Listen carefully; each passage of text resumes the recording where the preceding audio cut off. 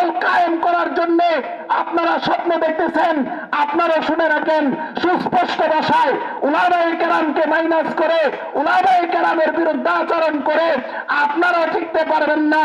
কারণ যেই বৈষম্য বিরোধী ছাত্র আন্দোলনের ভাইরা এই 16 বছর পর্যন্ত যারা তাদের নিজেদের আধিপত্য, নিজেদের ক্ষমতা বিস্তার করে 15 দিন টিকতে পারে নাই, আপনারা যারা ক্ষমতায় না যায় বর্তমানে চাঁদাবাজি শুরু করেছেন, বর্তমানে সেই রাস্তাঘাটে ডাকাতি শুরু করেছেন, মানুষের উপর নির্যাতন শুরু করেছেন, আপনাদেরকে 15 দিন লাগবে না, 15 ঘন্টাও টিকতে পারবে না। কথা থেকে না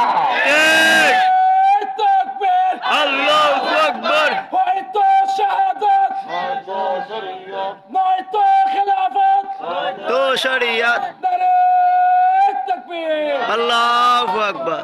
মহতারাম হাজিরিন, আমরা এই পর্যন্ত দেখেছি বিভিন্ন সরকার দেখেছি, শান্তি কি পরিমাণ তাও দেখেছি। কথা ঠিক না ঠিক? ঠিক। দুই সাপের একই বিষ, নৌকার দানের শীষ। কথা ঠিক না ঠিক? ঠিক।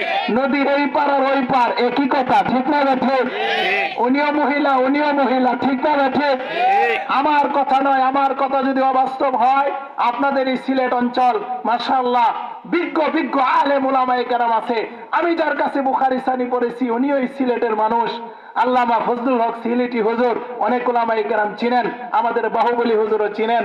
এই সিলেটে হুজুরের কাছে আমি পড়েছি বুখারী শরীফ। বিজ্ঞ আলেম এই সিলেটের মাটিতে আছে, বিজ্ঞ শাইখুল হাদিস এই সিলেটের মাটিতে আছে। বড় বড় পীর আউলিয়ার দেশ, শাহজালাল রহমতুল্লাহ আলাইহির পুণ্যভূমি এই দেশ, এই সিলেট। শাহপরানের পুণ্যভূমি এই সিলেট, উলামায়ে কেরামের দেশ এই সিলেট। এই সিলেটের উলামায়ে কেরামকে জিজ্ঞাসা করবেন, পরিষ্কার কথা বুখারীর হাদিসে আছে, রাসূল বলেন যেই দেশের দায়িত্ব, যেই সমাজের দায়িত্ব, যে দেশের নেতৃত্ব কোন নারী গ্রহণ করবে সেই দেশে কোনোদিন শান্তি আসতে পারে না। কথা ঠিক কিনা? ঠিক।